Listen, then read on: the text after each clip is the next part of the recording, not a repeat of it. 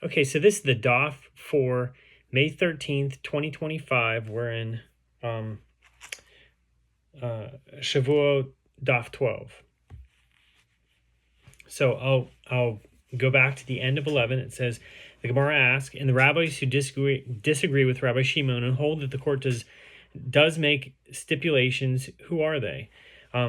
Where is their opinion recorded? If we say that they are the sages who ruled in the Mishnah cited above in Shekalim 4:5, with regard to surplus incense, that it may be redeemed, now we're in 12, no proof can be drawn from there, as incense is different, as it is not an entity that can be left to graze. The option that exists for animals to leave them to graze until they develop a blemish and then redeem them obviously cannot apply to incense. Therefore, it is reasonable that with regard to incense, since there is no other way to rectify it, all will concede that the court makes a stipulation. Rather, say it is the opinion of the sages who ruled in the Braita cited above with regard to the red heifer that it may be redeemed if a choicer one is found. The Gemara rejects this claim. Perhaps the case of a red heifer is different, since it is of great monetary value. To avoid a considerable loss, the court makes a stipulation despite it being an uncommon case. Rather, say it is the opinion of the sages that it is introduced with the phrase, they said to him, in a Mishnah on 2b. The Gemara asks, from where do we know that the Tana referred to as the rabbis is Rabbi Yehuda, so who's standing, the voice for the majority is Rabbi Yehuda, and that this is what he is saying to Rabbi Shimon. Granted, according to my opinion, that I say that the court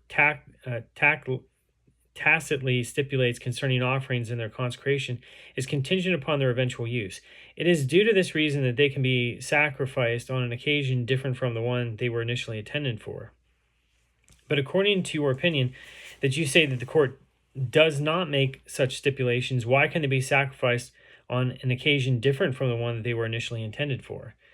But perhaps the Tana referred to as the rabbis is Rabbi Meir, so perhaps the voice of the majority is Rabbi Meir, and this is what he's saying to Rabbi Shimon. Granted, according to my opinion, that I say that the atonement effected by the goats of the additional offerings of all three occasions, that is, those of the new moons, festivals, and Yom Kippur, is the same.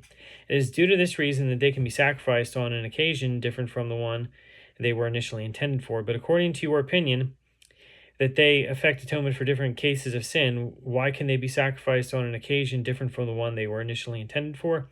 Since it cannot be demonstrated that the rabbi's opinion is based, rabbis, meaning the majority's opinion, is based on the assumption that the court makes stipulations with regard to communal offerings, no proof can be drawn from the Mishnah. Rather, the opinion of the rabbis cited by Rabbi Yochanan is not necessarily recorded elsewhere, but Rabbi Yochanan learned it through a tradition that lambs consecrated for the daily offerings that were not needed by the public, according to the statement of Rabbi Shimon, cannot be redeemed if they are unblemished, while according to the statement of the rabbis, they may be redeemed even if they are unblemished. The Gemara asks, and according to the opinion of Rabbi Shimon, who does not hold that the court tacitly stipulates concerning those lambs that were consecrated for the daily offerings that remained unused at the end of the fiscal year, meaning, so the fiscal year ends at Adar. Lost my place. Oh, okay, so unused at the end of the fiscal year, what is done with them? Rabbi Yitzchak says that Rabbi Yochanan says, one supplements the offerings brought on the altar with them. Whenever there were no obligatory offerings to be brought upon the altar, supplementary offerings would be offered upon it in order that it should not remain idle. Rabbi Shimon bar Rab Yitzchak says, and Rabbi Shimon concedes with regard to goats of communal sin offerings that were lost and for which replacements were offered in their stead, that even should they later be found, one does not supplement the offerings of the altar with those animals themselves. Rather, supplementary offerings are purchased with their value. That is, the sin offerings should be left to graze until they develop a blemish, at which point they can be sold and proceeds used to purchase supplementary offerings.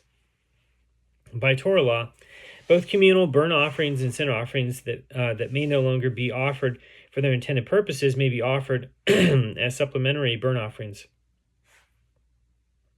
Nevertheless, Rabbi Shimon draws a distinction between the two cases. Here, from where the outset the animal was intended to be used as a burnt offering, that is for the daily offering, and now the intention is to use it as a burnt offering for the supplementary offerings. The animal itself may be used. But there, from where the outset the animal was intended to be used as a sin offering, and now the intention is to use it as a burnt offering, there is a rabbinic decree rendering prohibited the use of the animal itself even after its atonement has been effected by a replacement sin offering, due to the concern that people will confuse it with a sin offering before its atonement has been effected by a replacement sin offering. Such a sin offering may be brought only for its original intended purpose. Abaye said, we learned this in a Braita as well with regard to the bull and the goat of Yom Kippur that were lost, and one separated and sacrificed others in their stead. And likewise goats that were designated to atone for an act of unwitting public idol worship that were lost, and one separated and sacrificed others in their stead. In such cases, all of the original animals, if they are subsequently found, should be left to die. And this is in accordance with the halacha that a sin offering whose owner has already achieved atonement is left to die. This is the statement of Rabbi Yehuda. Rabbi Elazar and Rabbi Shimon say they should graze until they become unfit, and then they are sold, and their proceeds are allocated for communal gift offerings. They do not need to be left to die, because the halacha is that a communal sin offering is not left to die. Abaye explains how this Baraita supports Rav Shmuel bar Yitzchak's claim. Why do Rabbi Elazar and Rabbi Shimon say that the animal should be left to develop a blemish?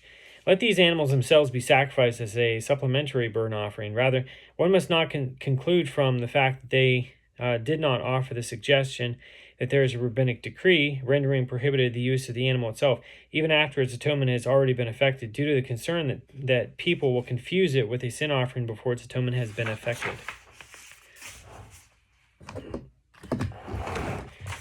Rava said, we learned this halakha in a Mishnah, so Yoma 62a, as well. If after the lottery for the two Yom Kippur goats, one of them dies, another pair is brought and a second lottery is performed, or one becomes the counterpart of the remaining goat from the first pair, and the second, now superfluous goat, is left to graze until it becomes unfit. And then it is sold, and the proceeds are allocated for communal gift offerings. So Rava explains how this Mishnah supports Rav Shmuel bar Yitzchak's claim. But why should the superfluous goat be left to develop a blemish? Let the animal itself be sacrificed as a supplementary burnt offering. Rather, one must not conclude from the fact that the Mishnah does not offer the suggestion that there is a rabbinic decree rendering prohibited the use of the animal itself even after its atonement has already been effected, due to the concern that people will confuse it with a sin offering before its atonement has been effected. Ravina said, we've learned this halakha in a Mishnah, so Teruma 20b, as well. A guilt offering whose owner died, or that was lost, and before it was subsequently found, its owner achieved atonement through a replacement guilt offering, should graze until it becomes unfit, and then it is sold, and the proceeds are allocated for communal gift offerings. So Rabbi Eliezer says it should be left to die. Rabbi Yehoshua says the owner of the guilt offering should bring a burnt offering with the proceeds of its sale. Ravina explains how this Mishnah supports Rav Shmuel bar Yitzchak's claim, but why should it be left to develop a blemish? Let this animal itself be sacrificed as a supplementary burnt offering. Rather, must one not conclude from the fact that the Mishnah does not offer the suggestion that there is a rabbinic decree rendering prohibited the use of an animal itself, even after its atonement has already been effected, due to the concern that people confuse it with a sin offering before its atonement has been effected. The Gemara affirms, conclude from that there is a rabbinic decree. Rabbi Yochanan explained that Rabbi Shimon holds that the lambs that were consecrated for the daily offerings that remained unused at the end of the fiscal year are offered as supplementary offerings. The Gemara notes, this is also taught in a Braita. What type of offerings would they bring from the surplus lambs that were consecrated for the daily offerings? They would bring from them dessert, like white figs, for the altar. The Gemara asks, are white figs ever offered on the altar? But isn't it written, for any leaven or fruit honey you should not cause to go up in smoke as a fire offering to the Lord? Leviticus 2, verse 11. The term fruit honey includes all fruit trees. The Gemara answers, Rav Hanina teaches the supplementary offerings are to the altar like white figs for a person. The Gemara discusses what may be used for the supplementary offerings. Rav Nachman bar Rav Chisda taught, one does not supplement the offerings of the altar with a burnt offering. Rava said this ruling is an absurdity, or borcha. Rav Nachman bar Yitzchak said to Rava, what is the absurdity? The ruling has a basis. I said this ruling to Rav Nachman and said it to him in the name of Rav Shimi of Nahardea. As Rav Shimi of Nahardea says, the surplus lambs that were consecrated for the daily offerings are allocated for communal gift offerings, and there is not a burnt offering that is offered by the community. The Gemara notes, and also Shmuel holds in accordance with the statement of Rabbi Yochanan, who taught that Rabbi Shimon holds that lambs consecrated for the daily offerings that were not used as are brought as supplementary offerings, even though they were not originally consecrated for that purpose. As Rav Yehuda says that Shmuel says, with regard to communal offerings, their consecration serves only to define which general category of offering they are included in, whether they are sin offerings or burnt offerings. But it is the purpose for which they are ultimately slaughtered with a knife that defines what their precise nature is. The Gemara notes, this is also taught in a Braita with regard to sin offerings. And Rabbi Shimon concedes with regard to a goat consecrated to be used as part of the additional offerings on the pilgrimage festivals, that if it was not sacrificed on a pilgrimage festival, it can be sacrificed on a new moon. If it was not sacrificed on a new moon, it can be sacrificed on Yom Kippur. And if it was not sacrificed on Yom Kippur, it can be sacrificed on a pilgrimage festival. And if it was not sacrificed on this pilgrimage festival, it can be sacrificed on another pilgrimage festival. This is because from the outset, by virtue of its consecration, it came only to atone by having its blood presented upon the external altar, but its precise nature is defined only by the purpose for which it is ultimately slaughtered.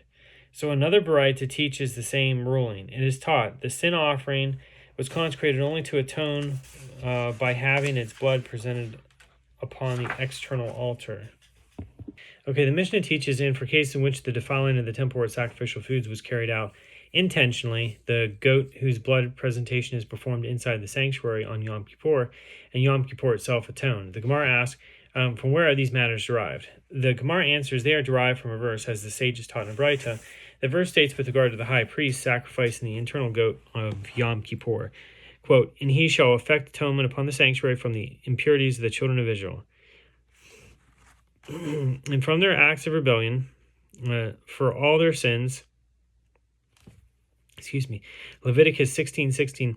The verse is referring to two categories of sin. The first category is acts of rebellion, or peshaim.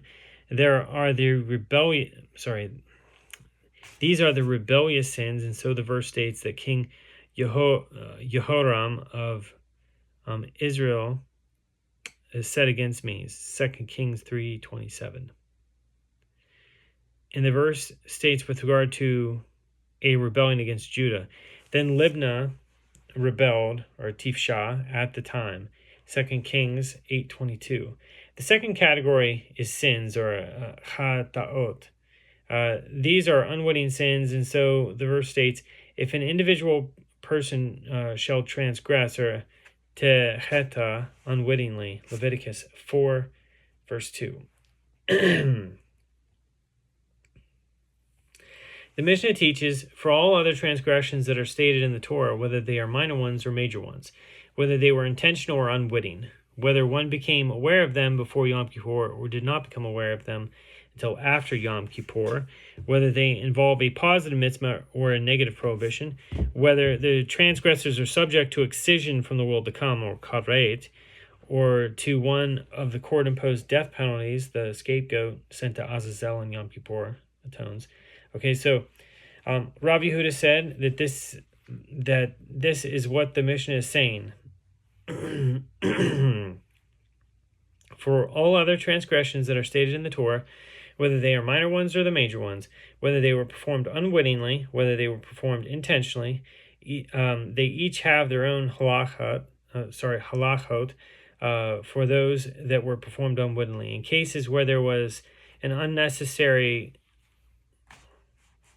where there was an uncertainty whether the act was forbidden at all, atonement is effected whether the uncertainty with regard to the transgressions became known to him before Yom Kippur, or whether the uncertainty with regard to them did not cover.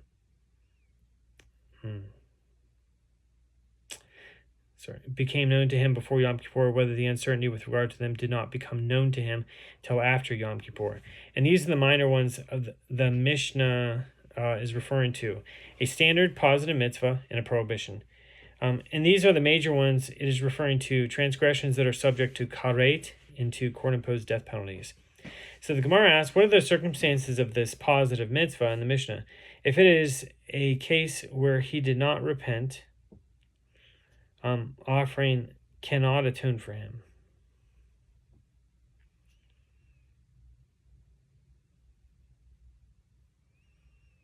Let